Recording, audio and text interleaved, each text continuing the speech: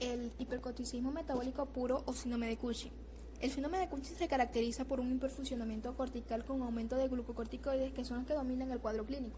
Sin embargo, con frecuencia se asocia con un aumento de mineralocorticoides y a veces con síntomas determinados por hipersecreción androgénica.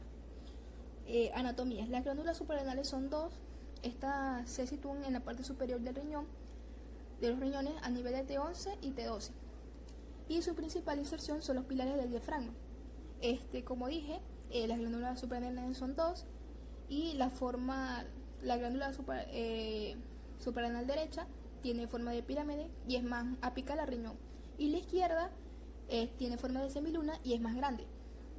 Las dimensiones tienen unas dimensiones aproximadas de 5 centímetros de longitud, 3 centímetros de alto y 1 centímetro de espesor. Ambas poseen un color amarillo y tienen un peso cada una de 6,5 gramos. Las glándulas suprarrenales se van a dividir en dos partes, en corteza y en médula, que son partes muy diferentes y que también tienen orígenes diferentes.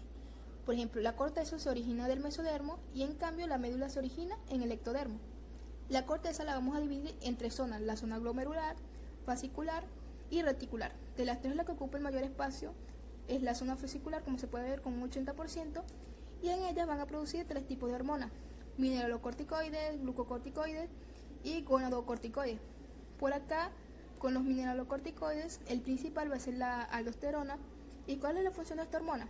Bueno, va a resolver el sodio y a la vez va a excretar a los iones de hidrógeno, y esta hormona va a ser regulada por el sistema renina-angiotensina-aldosterona. Y los glucocorticoides tenemos al principal, que es el cortisol o hidrocortisona, y en menor cantidad tenemos a la corticosterona y a la cortisona. ¿Cuál será su función? Bueno, en general tiene un efecto hiperglicemiante, estimula la gluconeogénesis, estimula la proteólisis, estimula la lipólisis, también tienen efecto antiinflamatorio, inmunodepresor, y el efecto más importante, que es la resistencia al estrés. Las gonadocorticoides van a producir principalmente la dehidroepiandrosterona o DEA, que se va a encargar de ¿qué? De las características sensuales secundarias. Por otro lado, tenemos a la médula. Aquí encontramos a las células cromafines, que ellas van a producir las catecolaminas, y las principales de las catecolaminas van a ser la adrenalina y la noradrenalina. ¿Y qué efecto van a tener estas? Bueno, estas hormonas, primero van a tener un efecto simpático-mimético, o sea, van a revisar lo que hace el sistema nervioso simpático, que sabemos que aumenta la frecuencia cardíaca, produce vasoconstricción, aumenta la presión arterial y además realiza glucogenólisis.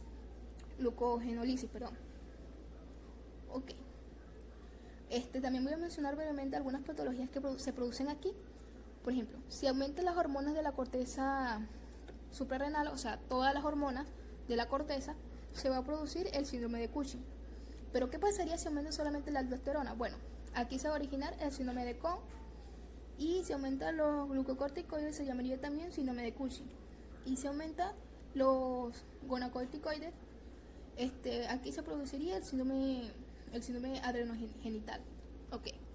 Y por otro lado, de la médula, si aumentan las catecolaminas, se producirá la enfermedad conocida como ferocomacitoma.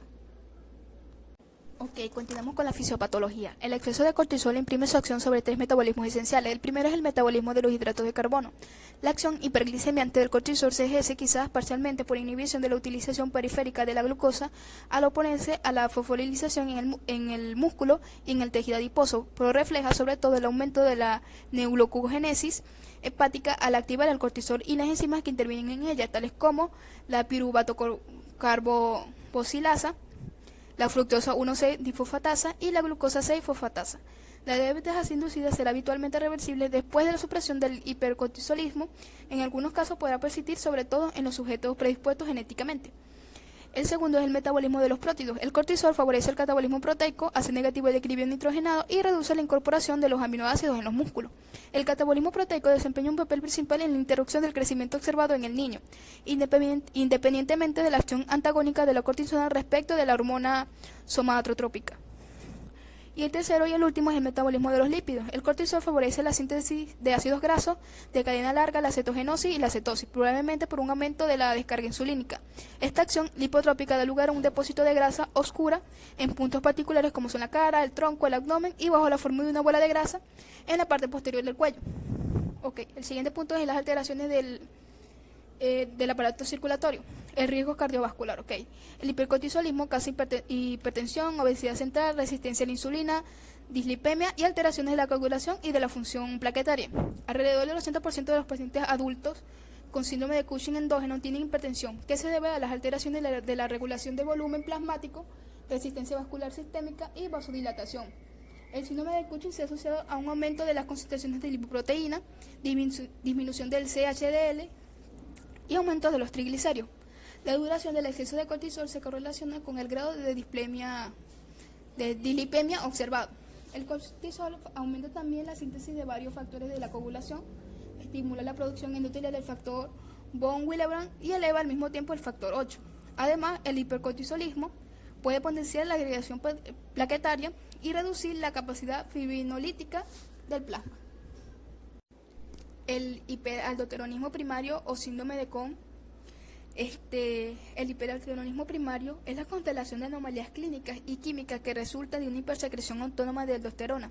Las palabras primario y autónoma se utilizan para separar este proceso del hiperaldosteronismo secundario, o sea, la hipersecreción de aldosterona en respuesta a un estímulo conocido como la angiotensina. La anatomía de esta enfermedad es igual a la del síndrome de Cushing. Recordemos que el síndrome de Cohn es causado por un aumento de la aldosterona. ¿Y qué es esta hormona? Esta hormona forma parte de lo que son los mineralocorticoides de la corteza suprarrenal, y la corteza suprarrenal son las divisiones, es una de las divisiones de las glándulas suprarrenales, eso ya lo explicamos.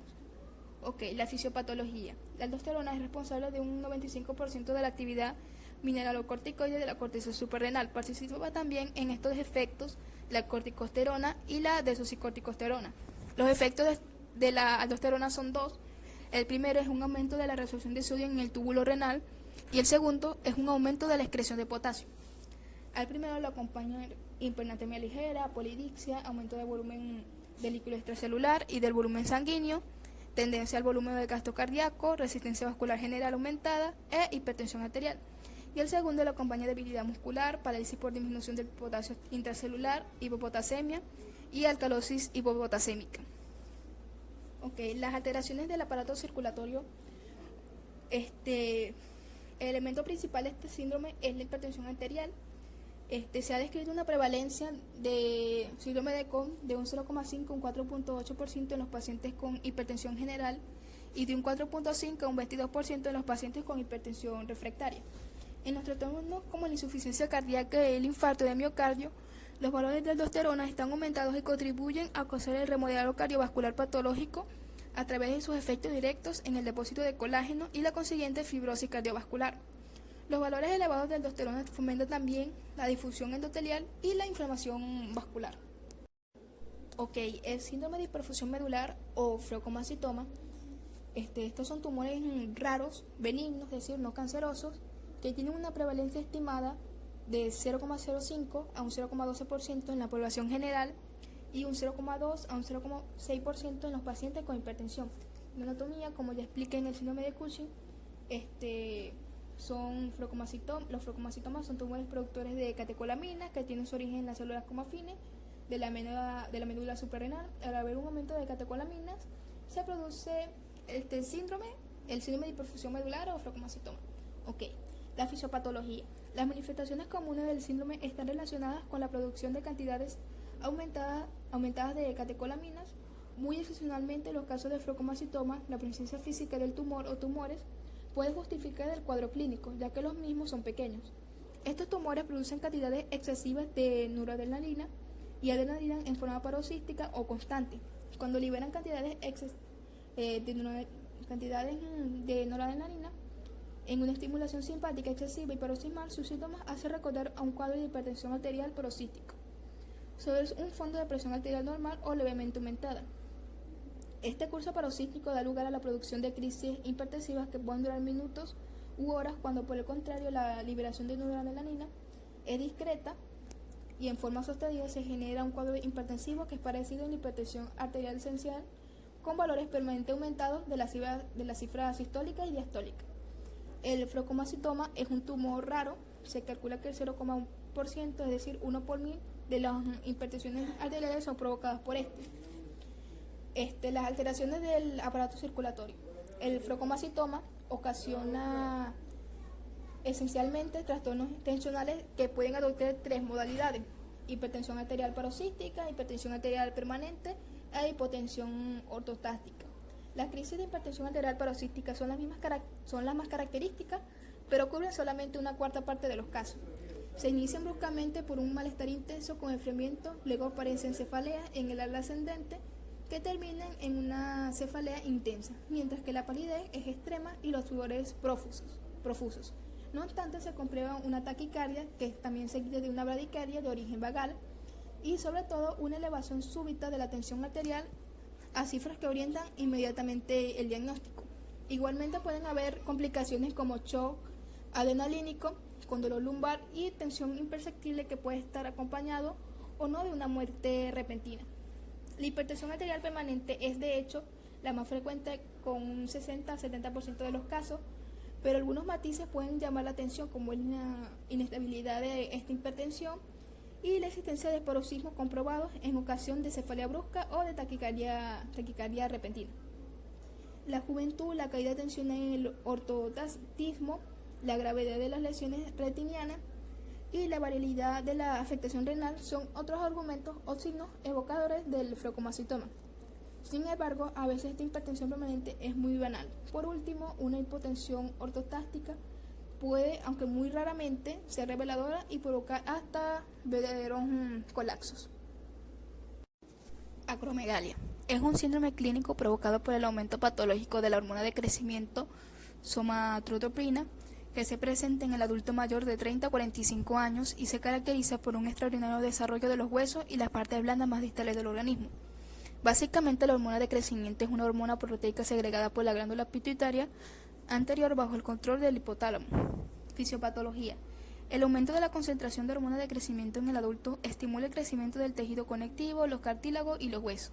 Este crecimiento produce un aumento de volumen del cráneo, manos y pies, y macrosplania. Por lo general no hay aumento de la talla, pues por definición aparece después de que se ha terminado la formación endocondral del hueso con consolidación de la epífisis.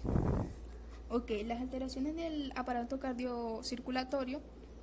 Empecemos con el punto del riesgo cardiovascular. Se produce hipertensión un 20 y 50% en los pacientes con acromegalia. Los posibles mecanismos son el aumento de la rigidez arterial a causa de la hipertrofia y fibrosis de la túnica muscular arterial. La acromegalia se asocia también a un aumento de la prevalencia de diabetes mellitus. La presión arterial sistólica y diastólica y el control de la glucemia mejoran con la normalización de los valores del factor de crecimiento insulínico tipo 1.